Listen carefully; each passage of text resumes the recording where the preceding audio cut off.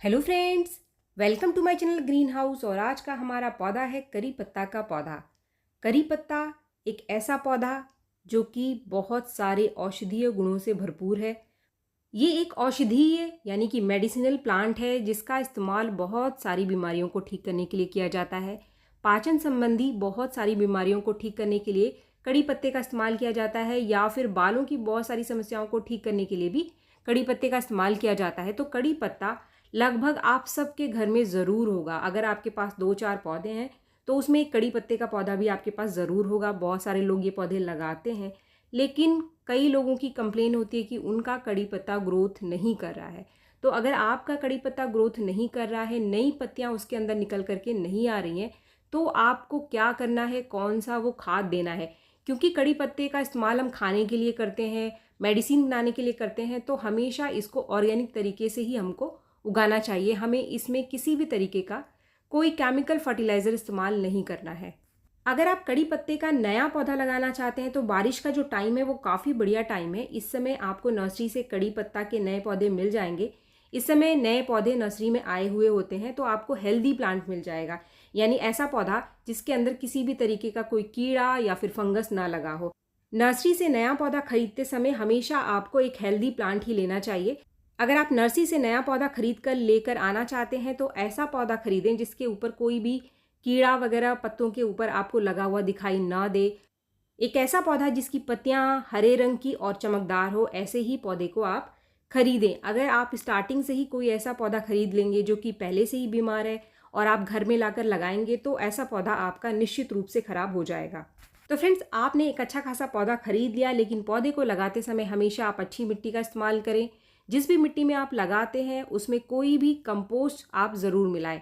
कोई भी organic compost, चाहे वो गोबर की अच्छे से डिकम्पोज सूखी हुई खाद है, या फिर आप वर्मी कंपोस्ट का इस्तेमाल यहाँ पर पौधे को लगाने के लिए कर सकते हैं। तो हमेशा 40% मिट्टी में आप ज़रूर कोई ना कोई कंपोस्ट मिलाएं, तभी शुरू से आपका पौधा हेल्दी बना रहेगा, इसकी ड्रेनेज अच्छी रहेगी, मिट्टी में बहुत ज़्यादा पानी रुकेगा नहीं। अगर आप बहुत ज़्यादा चिकनी मिट्टी में अपने पौधे को लगा देंगे तो जड़ों की ग्रोथ पौधा लगाते ही रुक जाएगा। और काफ़ी सारे लोग कहते हैं कि जब हम नर्सरी से लेकर आए थे तब तो पौधा ठीक था, लेकिन घर में लगाने के बाद पौधा ख़राब हो गया। तो सबसे पहला जो गड़बड़ आप करते हैं वो है मिट्टी का। तो मिट्टी हमेशा आप अच्छी रखें, कंपोस्ट ज़रूर मिलाएं। दूसरी गलती आपको ये नहीं करनी है कि आप पौधा लगाने के बाद भर भर के पानी आपको देना है। भर भर के पानी आपको कभी भी नहीं देना है जब तक मिट्टी इसकी हल्की सी ड्राई सूखी आपको ना दिखाई दे। दूसरा पानी आपको इसके अंदर नहीं देना है। लेकिन अगर आपके पास पुराना पौधा पहले से ही लगा हुआ है और उसकी ग्रोथ भी ठीक ठाक है, तो आपको इस समय अपने पौधे में अच्छी ग्रोथ अगर लेनी है तो बारिश बहुत बढ़िया टाइम है।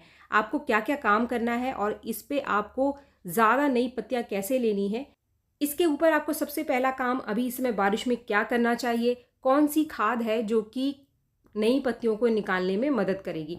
तो जो सबसे पहला पॉइंट है कि अगर आपके पौधे के अंदर लंबी ब्रांचेस हैं तो उसको आप प्रून ज़रूर कर दो, यानी कि इसके टिप को आप कट ज़रूर कर दो। अगर आपको पौधे को घना बनाना है, ज़्यादा ब्रांचेस लेनी है, तो इसकी प्रूनिंग बहुत ज़रूरी होती है। बहुत ज़्यादा हार्ड प्रूनिंग आपको नहीं करनी है।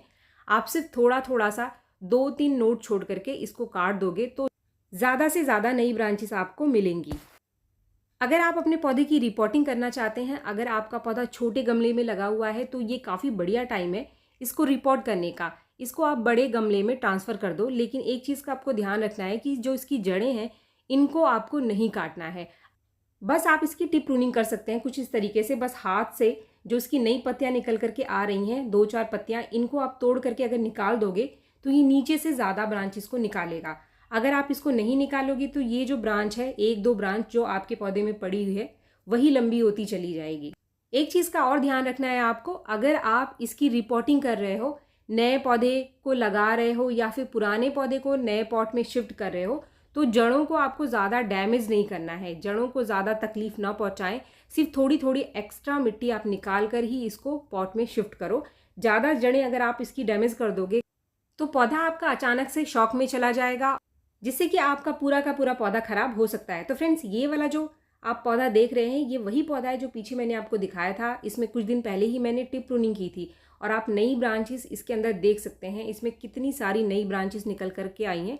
काफ़ी सारी नई नई पत्तियों से ये भर गया है, यानी पहले से ज़्यादा घना हो गया है। तो पौधे को घना बनाने का सबसे आसान और नेचुरल तरीका यही है कि आप कड़ी पत्ता की टिप प्रूनिंग करते रहें।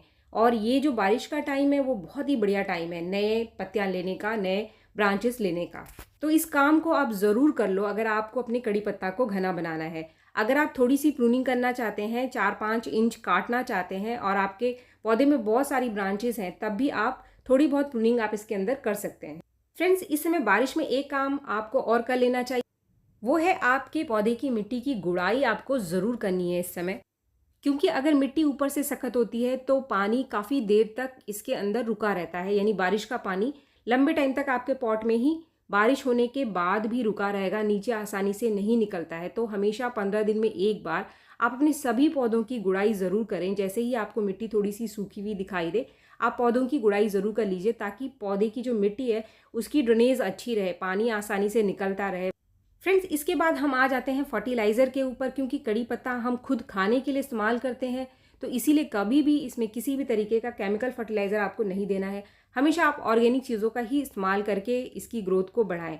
और इसकी ग्रोथ को बढ़ाने के लिए किसी भी केमिकल फर्टिलाइज़र को डालने की ज़रूरत पड़ती ही नहीं है। आप सिर्फ कंपोस्ट का इस्तेमाल करके भी इसके अंदर बहुत अच्छी ग्रोथ ले सकते हैं।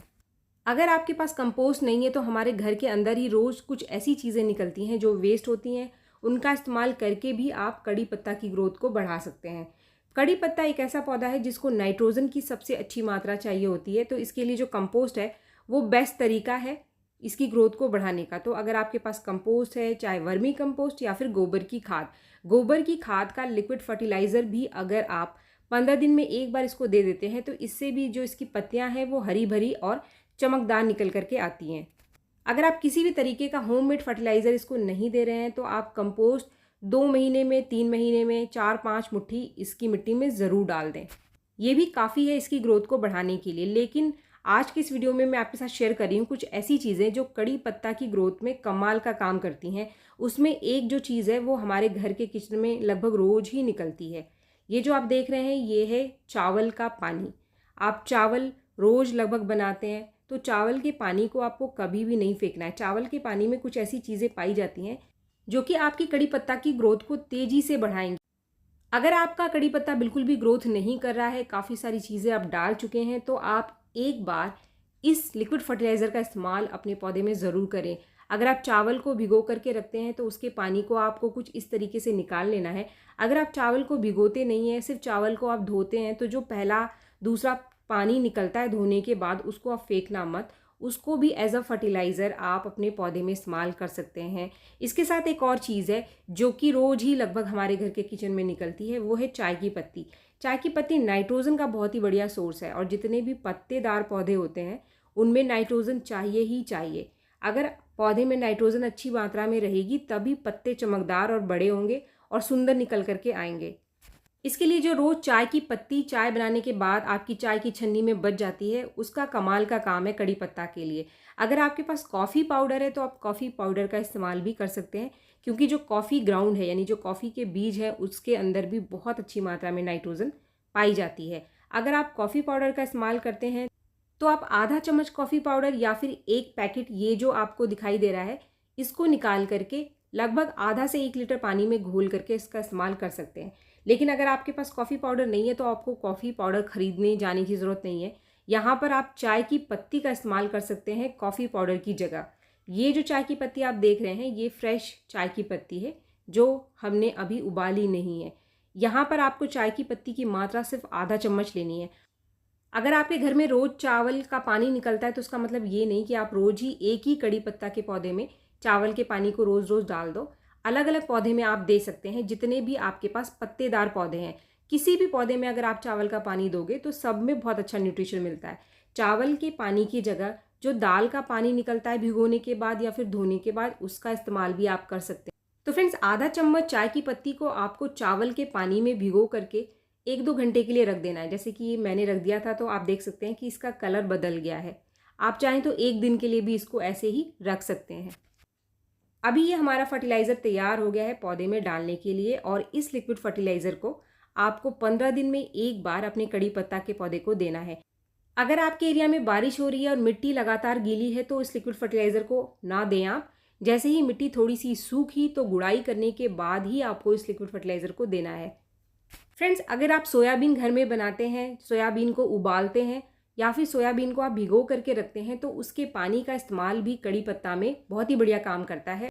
लेकिन नमक वाले पानी का इस्तेमाल आपको नहीं करना है। अगर आप उबालते समय नमक डालते हैं तो उस पानी का इस्तेमाल आपको कभी भी किसी पौधे के अंदर नहीं करना है। फ्रेंड्स, ये जो टेक्निक मैंने आपको बताई है, आप इसका ध्यान रखो, आपको बहुत सारी ग्रोथ मिलेगी। इस समय कड़ी पत्ता के ऊपर बहुत सारी नई पत्तियां निकल करके आएंगी। वीडियो अगर आपको पसंद आया तो एक लाइक ज़रूर करें और मेरे चैनल को आपने अब तक सब्सक्राइब नहीं किया है तो मेरे चैनल को सब्सक्राइब भी ज़रूर कर लें। मिलते हैं मेरे नेक्स्ट वीडियो में, तब तक के लिए थैंक यू।